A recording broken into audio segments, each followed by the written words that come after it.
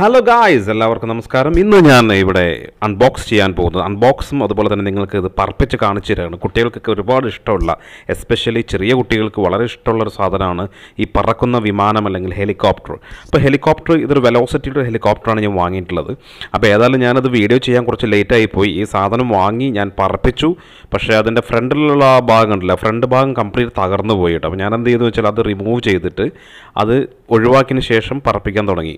അപ്പോൾ എൻ്റെ കുട്ടികൾ അവർ പറപ്പിക്കുന്നത് നിങ്ങൾക്ക് കാണാൻ പറ്റും. എങ്ങനെയാണ് അവർ യൂസ് ചെയ്യുന്നത് നമുക്ക് കാണാം. റിമോട്ട് RC ആണ്, പക്ഷേ നമ്മൾ വേണ്ടത്ര, ഞാൻ ഉദ്ദേശിച്ച അത്ര ഒരു ഇമ്പാക്റ്റ് ഇതിന് കിട്ടിയിട്ടില്ല എന്ന് വേണമെങ്കിൽ തന്നെ പറയാം. അപ്പോൾ ഇത് നമുക്ക് ആദ്യം തന്നെ ചാർജ് ചെയ്യേണ്ടതുണ്ട്. ചാർജർ ഉപയോഗിച്ചിട്ട് ചാർജ് ചെയ്യണം. സ്പെഷ്യൽ ചാർജറുണ്ട്. അപ്പോൾ പിന്നെ ഈ ഒരു പ്രൊപ്പല്ലർ ഇത് വർക്ക് ചെയ്യില്ല കേട്ടോ. അത് ജസ്റ്റ് ചുമ്മാ ഒരു ഇതിന് വെച്ചതാണ്. അത് വർക്ക് ചെയ്യാത്തൊരു സാധനമാണ്.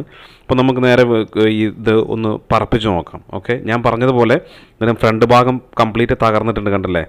അപ്പോൾ ഈ ഒരു ഭാഗം അത് വെറും ഒരു പ്ലാസ്റ്റിക്കിൻ്റെ കപ്പ് മാത്രമാണ്. ഇതാണ് റിമോട്ട്. ജസ്റ്റ് നമുക്ക് നോക്കാം അവരെന്താ ചെയ്യുന്നത് നോക്കാം. യെസ്, ഓ,